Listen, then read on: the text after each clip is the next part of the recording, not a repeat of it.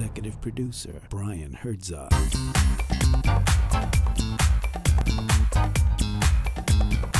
Presents Bobby Clark.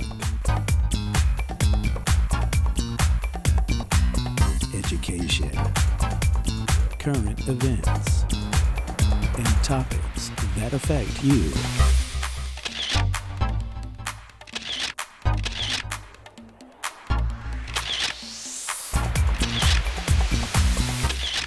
Welcome to Let's Talk About It.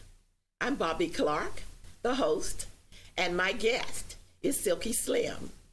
And we're going to be talking today about, well, what else? Ferguson. And I'm sure I don't even need to tell you what state it's in. And we're also going to be talking about the national killings of our Black youth. Welcome. Thank you for having me.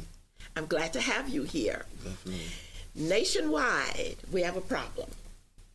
And the problem is the killing of the youth, but also the mass incarceration, which we've talked about before. And the research shows that, 30, 40 years ago, the national number of incarcerations was somewhere around 130,000. And in that period of time, it's grown from there to over 5 million. That's a heavy jump in about 30 or 40 years. Definitely. But yes. I think the biggest problem is that this is news, but it's not new. And we've been dealing with this problem for a long time. And unfortunately, we don't want to address the problem for what it is. We're living in a country that was built on white supremacy. We're living in a country that white supremacy have laid the foundation of following through on their plan, but we have never put together a plan. So that's the biggest problem. We don't have a plan as the people that's being oppressed and the people that are being denied justice have never come to the table with a plan yet. And that's what we have to do, come together and put a plan together. Why has there been no plan? Because we have taken more time to try to please man than please God. So we've always tried to make sure that we keep ourselves a certain distance away from these people that has put these laws in place and please them at the same time. Because racist doesn't mean that I just don't like you because of the color of your skin. It means that I have the power to shut you out of society. So you want to stay in a certain friendly manner with the individuals that can control your career. You're like, oh man, they got too much power. And when you realize a person has too much power and you have no power, then you stay in your place. So until we build power, we'll continue to be in the situation that we're in. Do you think it's fear? Definitely. There are some that are fearful, but there are also those that are not fearful but don't have the economic pocket to make power. So they find themselves being shut out of everything because if you got it and we start talking the wrong type of talk, oh no, I don't want him over here with us. He talking that radical talk. So you don't even want to support the radicals when you have the finances to do so. Look at all of the black millionaires that we have today that do nothing with their money. Why? Because they know that there's a Jewish control over the money. Individual just made a statement about what's going on over there in Israel, and a Jewish individual, he's a professional basketball player. Yes. And an individual made a statement, a Jewish individual hit him back on Twitter and told him that, you know what, within seconds he came back and said, I apologize for offending anyone. I've never ever made a political statement like that and I'll never do it again. So you can't be in that type of mind frame when you have money. You have to realize either I have morals or I have money, and what's happening is they're taking the money over the morals now. That's very interesting, and I did read that article, and it's like saddening. The fear just saddening. Jumped to him. It doesn't seem like he even thought about it. It was he's like, I've got to clear this up very quickly. Master mad with me. He ain't gonna let me back in the house. And when you have that type of mentality, then you'll never get anywhere being a man. Even though you may have riches, you don't have that power to look in the mirror and say, I'm gonna go out there and change the world today. And individuals that are out in the street are not respecting those individuals. Even though they have the trinkets of the world, they don't have the ear of the streets. And that's important to have the ear of the streets. What's going on in Ferguson today is not just an uprising, it's something that's been talked about for the last 3 years, ever since the killing of Trayvon Martin. Those young generations sat back and said, we're not going to take this anymore. I know because I've been in the street talking to them. They were like, hey, we ain't having it no more. If they try it again, we're going to show them. And that's what they're doing. They're showing them. And then America is showing her old ugly side by coming out with the dogs, the tear gas, and shooting rubber bullets on unarmed individuals. And some serious military equipment. Oh, yes, indeed. This is a military state. And I mean, it's been going on, but we have said nothing. We've seen militaries and helicopters come to Baton Rouge.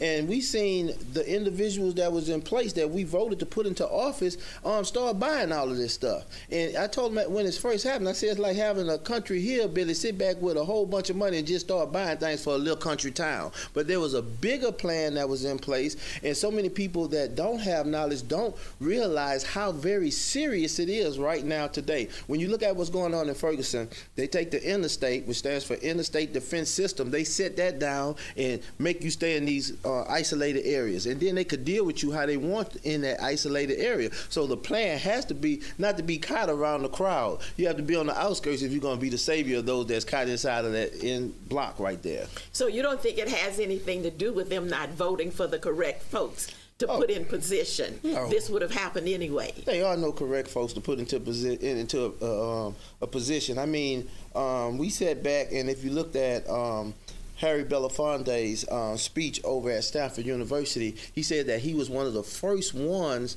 to support President Barack Obama. And he said he loved that. Yes, we can. Yes, we can. And he said after the 4 years, he said, yes, we can what? See, you can put a black quarterback in a team of white supremacists. We're not supposed to cheer for the black quarterback because he's still carrying out the ideas of the white supremacists. So that's how it is right now. Unless we had changed the whole government, then we still going to get the same results that we're seeing today. We can't say so much has changed for the black community since we've had a black president, because then we would be lying. I tell people, take your pen and paper, and that's not taking anything away from the president. Very proud of what he stood for. He's a genie that can't be put back into the bottle, so my little boy could look and say, wow, one day I could become the president of the United States. But I wouldn't want my child to become the president of the United States and become a quarterback for white supremacy. So until we deal with the issue that's at hand, which is racist and white supremacy, we'll never see the change that we look for as a people, because their heart hasn't changed in all these years, and it's undoubtedly that their heart will change towards us. And how do we ourselves make a difference, and how do we save our children? Oh, well, you definitely have to take on a mind frame of being black, is what I would definitely say. When I ride around, I look for the black store, I look for the black attorney, I look for the black woman. And that's not being a racist, that's just being a realist. I have to start supporting my black people so that we can start back building our economic structure. Now, what white supremacy also do is they look back and see you making more money than them, and they'll come destroy you like they did in Tulsa, Oklahoma. So you have to remember all these things and be wise about the way that you're doing things, but don't be afraid to do things. I think that's what happened. We became too afraid to rebuild once we seen them tear things up in Tulsa, Oklahoma. But times have changed, and right now we have to be willing to die for what we believe in or get the hell off the scene. Let's take a break here, and we'll be back in just a moment with Let's Talk About It.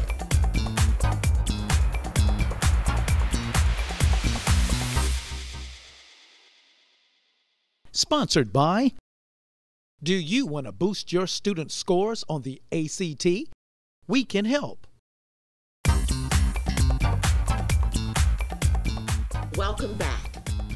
And we're talking with Silky Slim, and we're talking about the issue of what's happening in Ferguson, Missouri, as well as the entire nation and what is happening to our black youth, preferably our black males. And we were talking briefly, you mentioned Tulsa, Oklahoma, and I know that we call that the Black Wall Street. Yes, definitely. Yes, and during that time, things were going really good. But when they started to destroy it with the bombings coming from the air, and they were coming to destroy it, I remember also reading that at that time, the Jews came in as partners and then just totally finished wiping it out. Yeah, definitely. Yeah. And our history is a sad history, but I think through everything that we've been through, it's remarkable that we have been able to survive those things. Now, I think that what has actually happened to us as a people is that we can pick up a religious book such as the Bible. We read that book, and in our mind, we put other people in that place.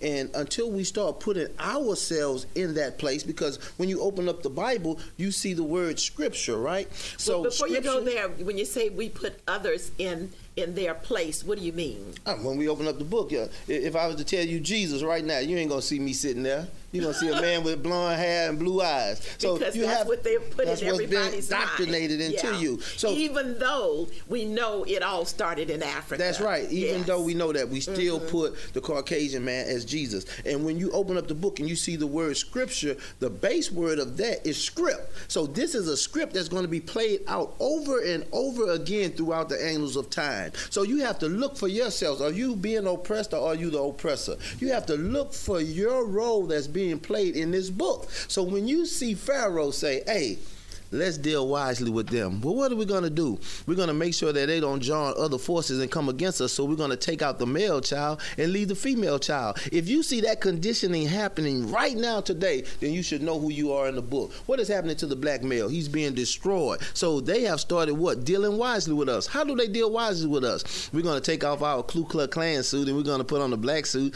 and we're going to say, I'm a judge. We're going to put on a police uniform, and even though I'm a Ku Klux Klan, I'm going to say I'm an officer of the law. But they still carry out the intent and the mind frame of the Ku Klux Klan that we have seen. What was interesting to me coming up, I was brought up in a black family, and my father was a member of the Black Panthers. And when you look back and you say, wow, what was he teaching you? Was he teaching you hatred or was he teaching you realism? He was teaching me realism, because he said, you see that Confederate flag, son? That flag don't mean you no good, because the people that's behind that flag are the same people that's killing your people on North Boulevard. The people that's behind that flag are the same ones that have on their Ku Klux Klan suit. What's crazy today is that we still see that flag, but we don't relate it to the Ku Klux Klan. Oh, they Confederate. Well, who the hell was the Confederates? The one that wanted to keep us in slavery, kill us, and by any means necessary get rid of us. So we have to open our minds up and think.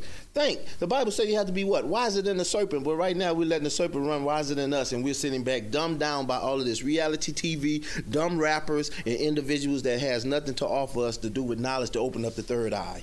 But we still haven't looked at or talked about how we're going to turn this around. Well, I think that there's no specific plan that we could turn out that will definitely turn this around immediately. Reason why? We didn't get into this condition overnight. We will not get out of it overnight. So it's a process of collective thoughts. And what we have allowed to happen is that we have taken too much time focusing on past results instead of focusing on the commitment that it's going to take to make the results that we want. Until we sit back and look at the commitment that it's going to take to make the results that we want, we'll never get to where we need to be. So we have to start coming together in what? Unity. Yeah. So if we don't come together in unity as a people and start addressing this problem, then we'll never see it. Because I'm not one, Ms. Bobby, to jump on the bandwagon and say, oh yeah, what happened to Michael Brown was terrible. And it is terrible. And my condolences go out to his family, and I hate what happened to him. But at the same time, every day when I cut on the TV, I see a murder of a young black man by another black man. But I don't see anybody standing up and rioting for that. A 7-year-old was killed here in Baton Rouge a couple of days ago. I haven't seen anyone start a movement about that. We want this killer off the streets. I've seen them come forward and say we got $10,000 or $12,000, but I'm talking about us as a people standing up saying we need to get him off the street. I don't give a damn if he's my son. Come on out of here. I'm taking you and turning you over to the authorities, because you need to be dealt with. Until my hurt becomes your hurt and your hurt becomes my hurt, we'll never get where we need to be. And right now we're too disconnected. I could see you get killed and say that ain't my grandmother. And until we get connected to our nervous system of each other as a people, we'll never change what's happening to us as a people. That makes all the sense. Yes, I mean we can't expect for anyone to value our lives when we're not valuing it ourselves. We can't expect for somebody to say, well, I ain't going to kill him, and I see him killing himself. Well, if he kill himself, what? He don't care about his life. So it's easy for me to kill him. And what's happening with the killings that's going on with the police department killing black males, they see so many of us kill each other till they say, well, it don't matter. And anytime you have a law set in effect right now where you could come within 21 feet of a police officer, and if he feels threatened for his life, he can use deadly force. Something is wrong with that country that passes a law like that. So we have to start looking at the laws and look at who's making the laws. One thing I can give the people that were brought up under this white supremacist system is that they have actually taken what their forefathers did and make sure that they stick to that plan. I'm going to undereducate you. I'm going to keep you dumb. I'm going to keep my foot on your neck. And unfortunately, some of us say, his foot on my neck, but he ain't pressing. And we got to get out of that mode. That's what we got to do. Well, I still haven't heard. I know it's not an overnight situation. Mm-hmm. But let's say we're working in segments of it. Mm-hmm. What can Where do be we done? start? I have to Knowledge ask of that self. over and over. Knowledge of self. You have to start educating yourself about yourself. And once you find out how great those were that came before you from the same color that you are, then it'll inspire you to try to be something else. I never would have wanted to be anything if I just kept being programmed by the dumbing down that's going on here in America. But when I started reading about great empires of Egypt and individuals that build civilization, then it made me want to walk out of the state of being a beast and become human and try to build something for myself. So we have to start educating our kids about ourselves, and we have to start because our history didn't start here in America. Our history started way before then. But when you talk about Africa to most children, they don't want to hear about it. Because we haven't educated them about it. They have never been educated that this is by far the motherland and everything originated there. From there. But if we're not telling our children and educating them on this, then we're at fault. That's right. And we have to bring that knowledge to them. But there's a disease in the black community. Hold that thought. We have to take a break here, and we'll be right back with Let's Talk About It.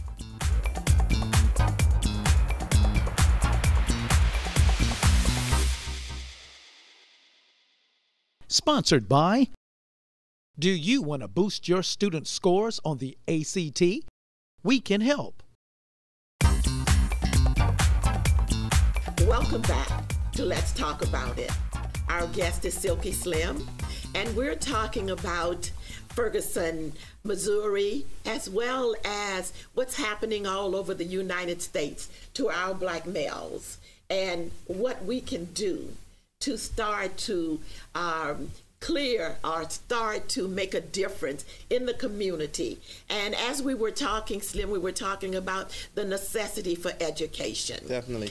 You know, we were talking about Africa, which when our children are not aware of the great history of Africa and that it is the motherland, and it is called the motherland for a reason. Mm-hmm. It's because that's where all of existence began. Mm-hmm. And also in the United States, all of the different people, the scientists, the great scientists, the inventors, and the inventors who made all the difference and are responsible for the products we have and use today. Mm-hmm. And I think that so much of this falls back on us as people, as the adults, to make sure our children are aware of the past. And like I told you, there's a disease in the black community. It's called ignorance. And until we learn to clear that disease with knowledge. And what has happened is that you have a person that wanted to deprive you of everything. So what they will say is that if you want to, and I'm sure you heard this before, you want to keep anything hid from a black person, you put it where? In a book. Now, the reason that they were able to say that because they knew they kept us away from reading. Yeah. So anytime you was deprived of reading, what? You don't want to love to read because what? You haven't been allowed to read. So they always try to flip the coin, but you got to start flipping the tables back over and start walking out of ignorance. And until we start teaching our kids properly, and I tell the individuals all the time, it's essential that you sit back and give your kids their knowledge of self. Because what happens here, and this is what we're seeing, this is a result of everything we see in the black community. We see our kids and we see some of our people behaving as beasts. So you would have to ask yourself, well, what is a beast? A beast is one that has not been given or was never taught the knowledge of self and is living a beast-like lifestyle. So we have to start reversing the trend and giving them what makes us human, and that's knowledge. And unfortunately, we just don't have enough individuals tapping into knowledge today, and they're still wise because what they do is they take entertainers and put in front of us. And even when I was a little boy, I can remember when the cartoons come on, they have Tom and Jerry, and when they showed you the little people from Africa, they had these big bowls across their head, and they would put somebody on a stick and roast them and stuff. What was they showing us? That Africa people were what? Beasts. And they put that indoctrination into our head, but we have to remove it. So we have to start with the education, and unfortunately, right now, everything that's inside of the education system that we have, it doesn't point to us as being anything other than what they want us to be. So we've let somebody else tell our story, and we have to start telling our own story again. And one of the ones that would be a good place to start for you would be The Miseducation of the Negro by Carter G. Woodson, which is an excellent one to start with, because basically we've got to get that is one thing that I find having a tutoring service, that our children are not growing up being readers. Oh, yeah. The TV is just taking over.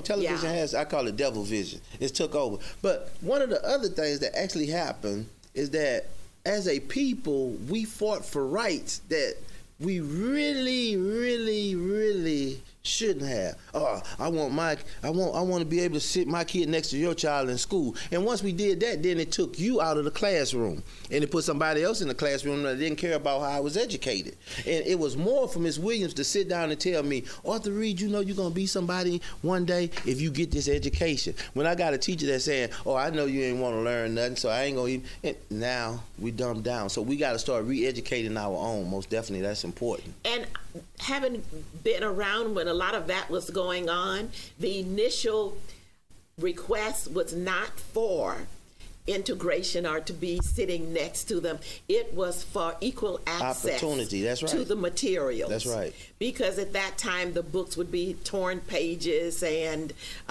they weren't of the quality, but all of the students were getting a good education and graduating. Mm-hmm. But then when integration did come, then everything changed. And I think that is one thing that folks should know, that it didn't start off asking for this. No, it just was equal opportunity. Yeah. And anytime, when you see something that's on fire, when you add something to it, just say if you got a cup of hot black coffee in the morning, when you take that cream and you put that cream in there, what does it do? It cools it down. And that's what we have allowed to happen to us. Integration has cooled us down. We just happy and just, yes indeed. And that's not saying, because I hate when people try to label me as a racist. I'm like, I can't be a racist. Number one, I don't have power to control your future. I say, I could be prejudiced. I say it's easy to be prejudiced, but people always say, because of the way that I speak, they say, well, you say some bad things about white folks. I say, no, I don't. I say the only thing that I actually do is repeat white folks' history, and white folks' history is bad, so it makes me look like a bad person when I start repeating it. And they would much rather for you to shut up and don't say nothing about the past.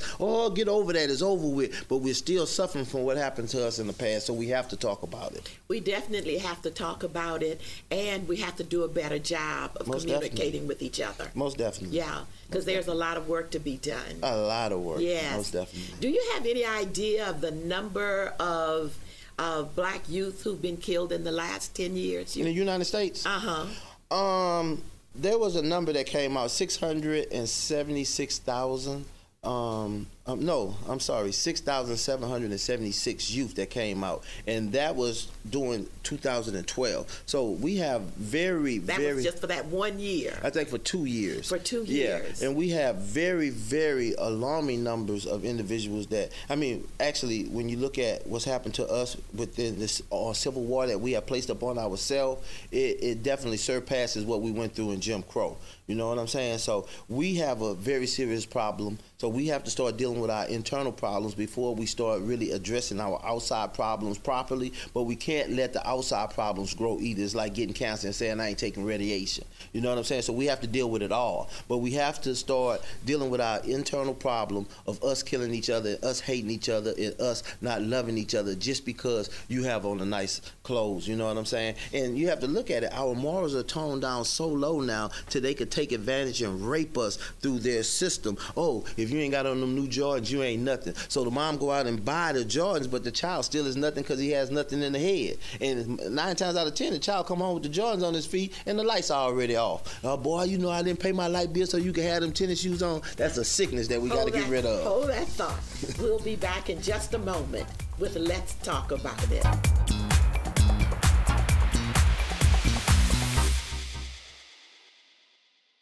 Sponsored by, do you want to boost your student scores on the ACT?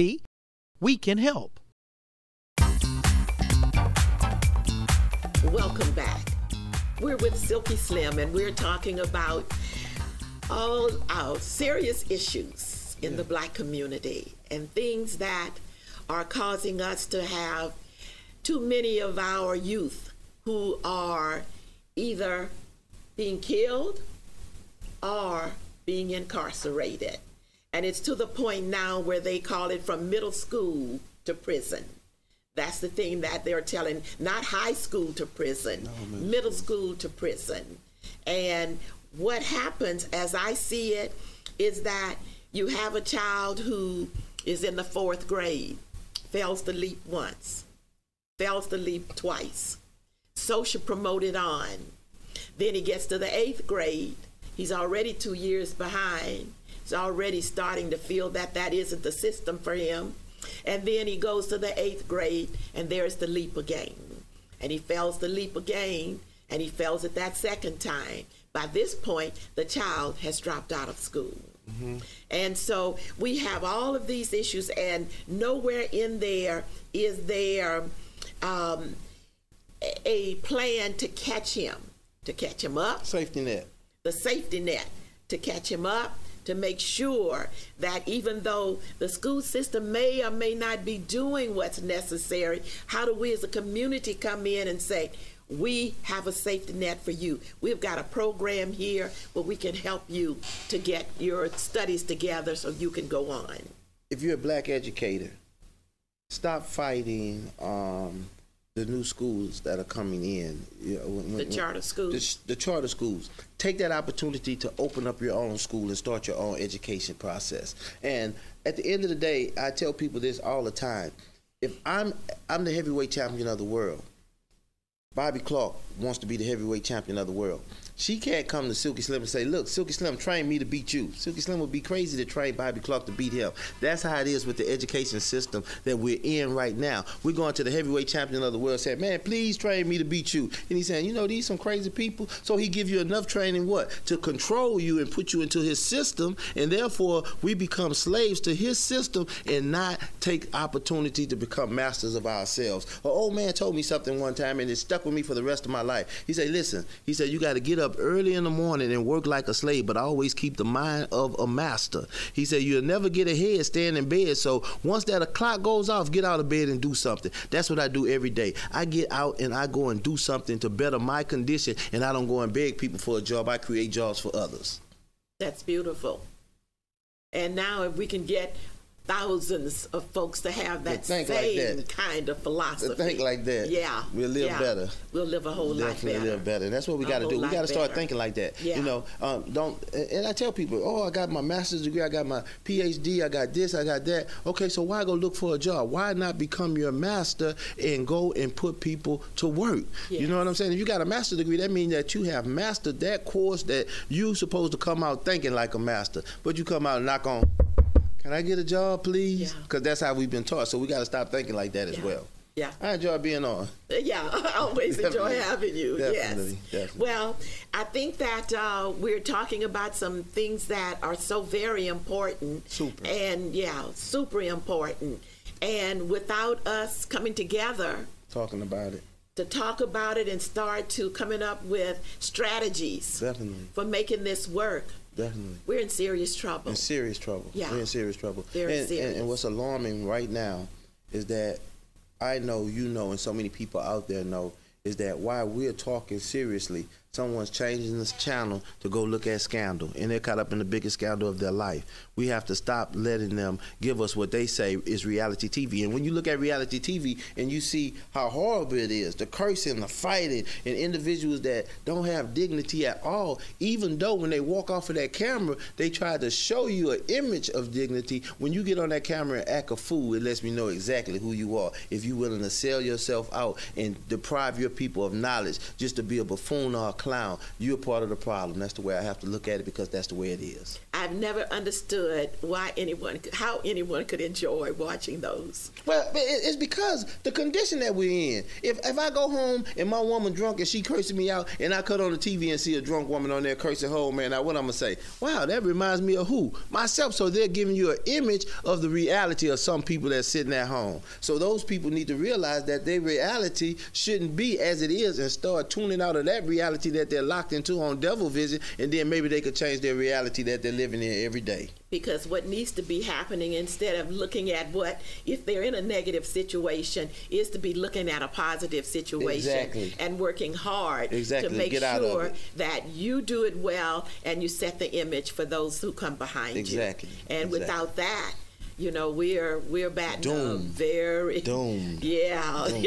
It's a low average. Doomed. Yeah, it's the mind of Satan. The mind of Satan. Average. That's right. The mind of Satan. I tell them, I'm like, hey, when you really look at it, if you have individuals that's trying to bring you a positive word and tell you, thus said the Lord, or something like that, then Satan got some people out there too. He just got his disguised as entertainers and individuals that's on TV and mannequins. And you have to watch that word and watch how you let yourself be programmed by your television programming. And you know, it's really interesting because I remember when rap music first started, it was very positive. It was an activism. It was a form of activism. Absolutely. And then absolutely. then you let those that came out of ignorance come in ignorant and started to glorify the very things that the other individuals was saying was an ill to the community. Well, bigger than that is that they didn't know, they stopped allowing the activists rap to come on anymore. Definitely. And all of the money was going. Well, it was you had somebody on there like Public Enemy. You had Public Enemy on there, Fight the Power. And they were like, wait a minute, they might rise up and really try to fight the power.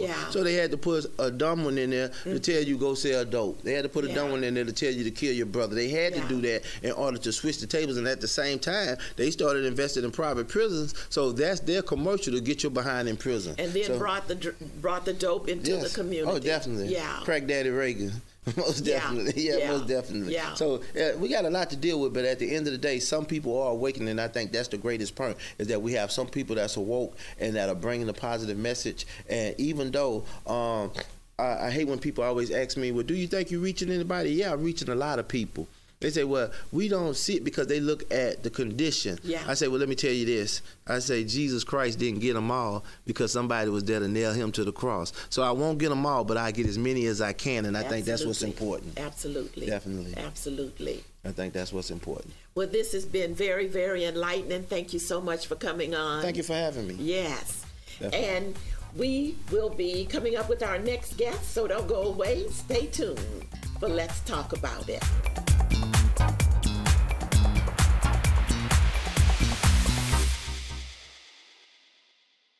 Sponsored by, do you want to boost your student scores on the ACT?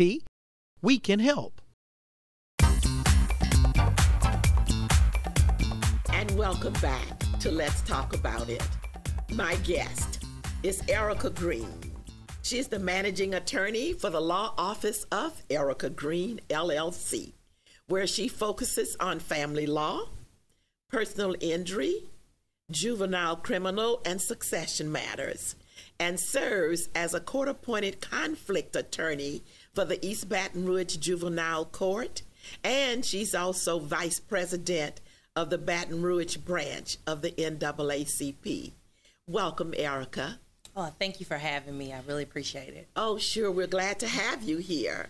And we are talking about what are some of the ways we can bring the community together so we can start to reduce the number of killings of our Black boys.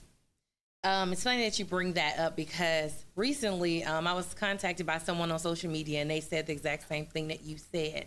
And I said the first thing that we have to do is stop characterizing these incidents as part of a movement. Movement means it's temporary. That means that at some point we're going to stop talking about Mike Brown. At some point we're going to stop talking about Trayvon Martin. But there are issues that affect the African American community that we need to continue to focus on. And there are so many Michael Browns and Trayvon Martins out there. These killings are going on all of the time. And that's where I was going. At some point, the issues that affect African American communities are those like Black on Black crime. And then there's those that come up just like the Trayvon Martins and just like the Mike Browns. And if we don't make it a movement, then we can continuously address those issues. How do we address those issues? We have to already have a pulse into the community. Therefore, people, the leaders of the community, not even African American leaders, but all leaders of the community. If you're a teacher, you're a leader. If you're a parent, you're a leader. If you're a pastor, you're a leader. You have to be in tune with what's going on in the community. So when things happen, you're not confused and you're not, one, desensitized to the issue. And what I think is happening is so many people are desensitized. Killings happen every day. We don't even feel it anymore. So if we want to stop it, if we want to figure out what ways to address it, you have to hurt. Then you have to know what's happening, and then you can go into that community and fix it. I told someone on the internet, I said, I'm already there. I'm mentoring. I'm in the schools. I work with juvenile court, and I'm a defense attorney in the juvenile system. So I represent those young boys, those young girls in many different, not just real violent crimes, but represent them in issues that are just small criminal offenses in their schools. And therefore, I know what the district attorney is talking about. I know what the teachers are complaining about. So when those issues come, when those incidents happen, I'm ready to address the youth, their parents, and I'm even ready to help with finding ways to help them move forward from that. I have a question. Mm-hmm. It seems that schools are less tolerant of our children, and they seem to be, for things that they may have been sent to time out for, they're now literally being put out of school. They're being arrested. And there seems to be almost a total lack of tolerance for these children. Do you see that, or am I just imagining this? No, you know, a couple, maybe 10 years ago or so, the zero tolerance mandate came into the school system, okay? When that came into the school system, it became a very strict mandate on how you address any issue. Then, after zero tolerance came, there became another issue of how we're going to deal with so many incidents, so many kids, or kids that have deficiencies in education. And instead of addressing those kids have issues with staying focused. And so then those kids that can't stay focused, they get in trouble too at school. So as soon as you get in trouble, instead of the teacher addressing it or that school addressing it or the parents addressing it, we are now putting kids in detention centers for uniform issues. Are you serious? Yes, ma'am. For infractions with talking in class. And that's a problem. And are you serious when you say they're being put in detention centers? Yes, ma'am. We have, in the juvenile court system, we have kids that come there for a fight. I represented a kid at one point that had an issue with the teacher, and it wasn't even a fight, anything, an altercation, verbal altercation. That kid was arrested, taken to a detention center in North Louisiana, and lives in Baton Rouge. No, he lives in North Louisiana. Okay. I can't even get to EBR because that's the mandate. Now you arrest. If they can't be controlled, you arrest. And instead of trying to find community programming for these kids, or some type of counseling for those kids, or even activities. And the one thing you need to remember is there are not as many school activities and extracurricular programs in these schools like there used to be. So now when kids are getting in trouble, it's not like we can say, we're going to take you to the football coach. Yeah. We're going to take you to the basketball coach. You get in trouble, there's no one there to meet that medium. So now kids are now going to the system much earlier for smaller infractions and getting penalties that will stay with them for life. And we all know that the juvenile system will eventually, close out their case. And we try to lock it up so that there will never be an issue with it afterwards. But as you know, with all these issues, just looking at Mike Brown, you do something, no matter if you're a juvenile, they're going to find a way to bring it up. They're going to find a way to publicly humiliate you and your family for small things. And so you would think that even school, they're here for education, but as soon as you have a problem in the education system, then you thrown into a detention center or thrown into a first offense issue where we have to address it. And so, like I said beginning, we have to have a pulse in the community. We need some more African American district attorneys to be sensitive to the nature of these offenses. We need judges in those seats that are sensitive to those issues, that won't hammer down on those kids, but understand that was a one-time issue. We need to have this law changed. I mean, this is ridiculous, to be having kids incarcerated for minor offenses in elementary and middle school. And there was a time when, I would say this, I have a brother that's an educator, have close friends that's educators, and there was a time when the educators themselves could control the classroom. And I think Silky Slim made it very clear when he said there's a new demographic as teachers that have no concern for young people, and they have no tolerance and no sensitivity to those kids' issues. Some kids come to school and have no family support. So they act Hold out. that thought. We're going to take a break here, and we'll be back in just one moment with Let's Talk About It.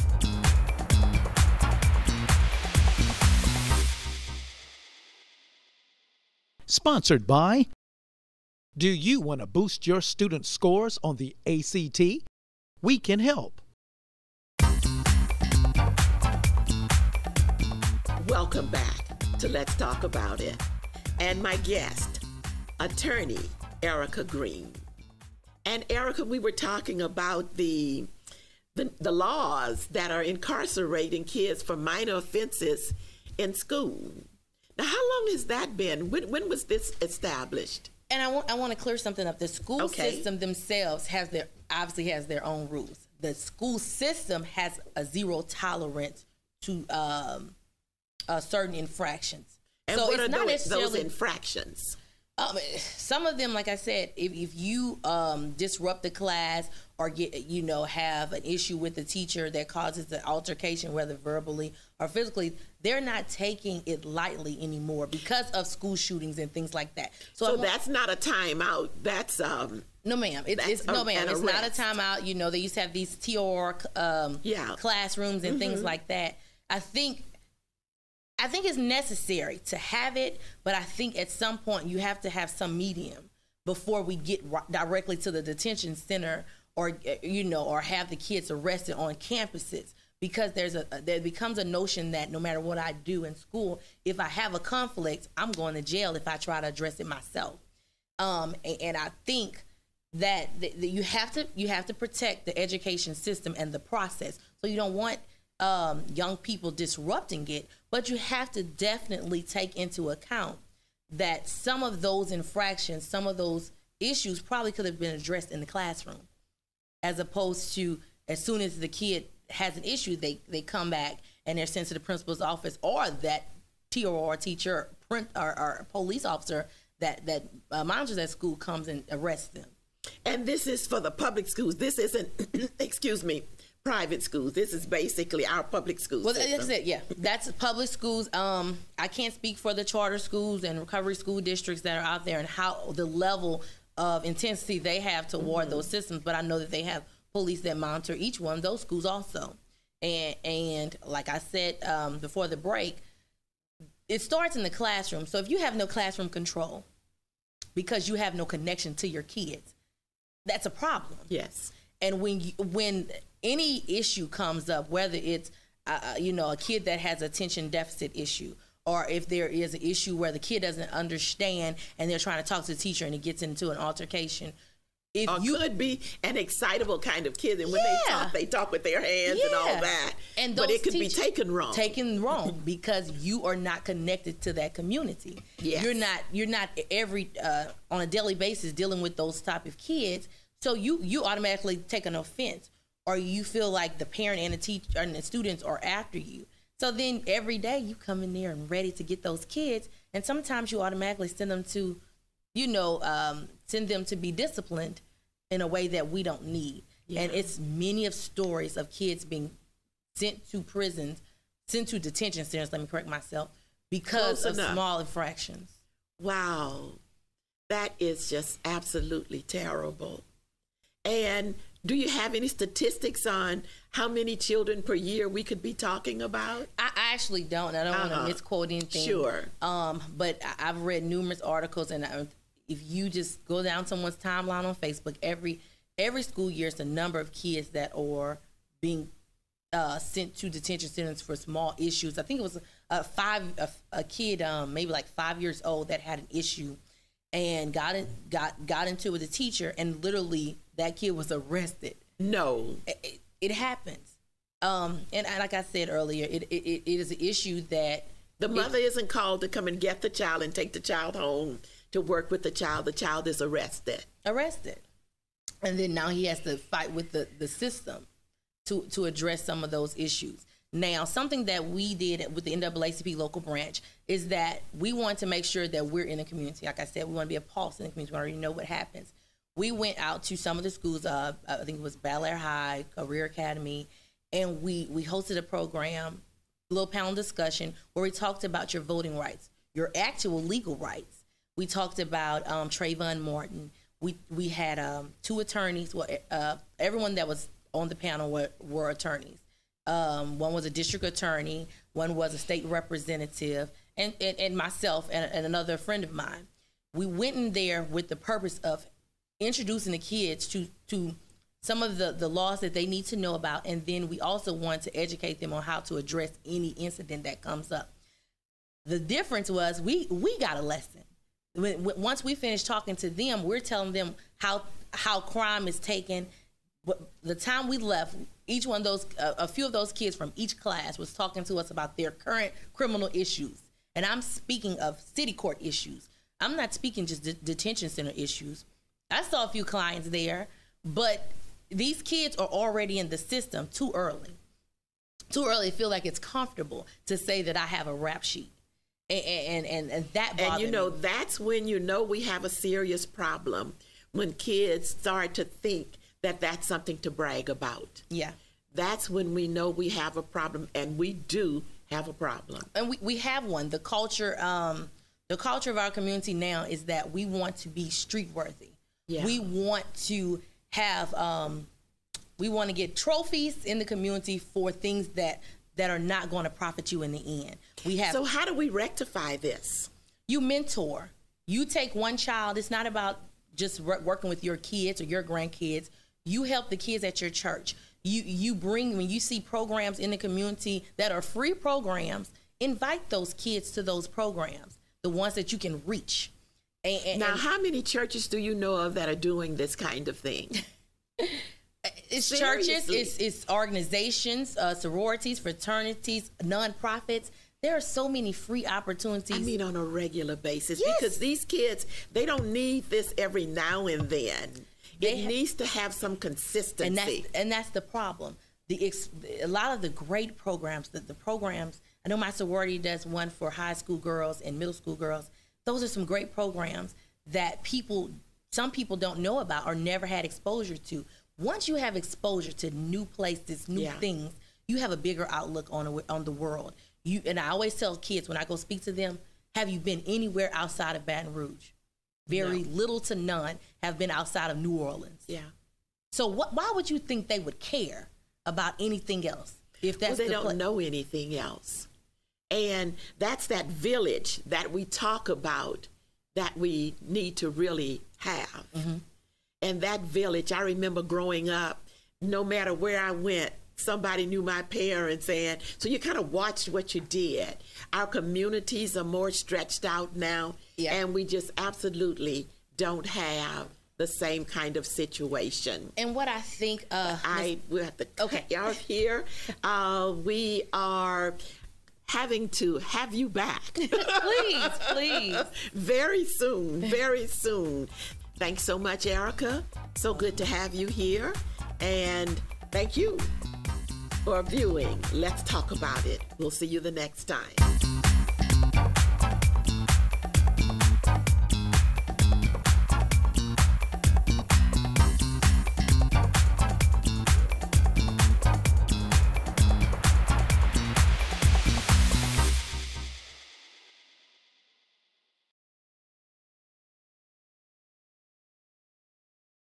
Sponsored by, do you want to boost your student scores on the ACT?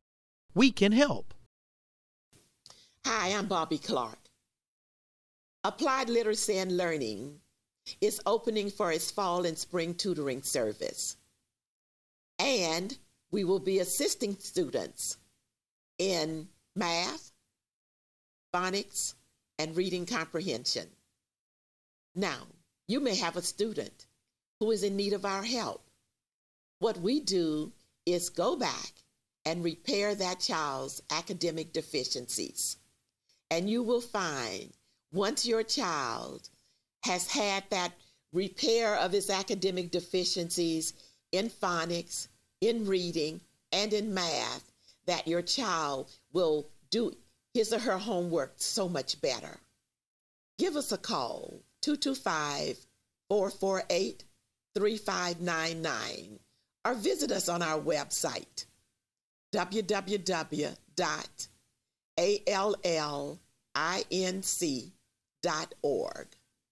Thank you.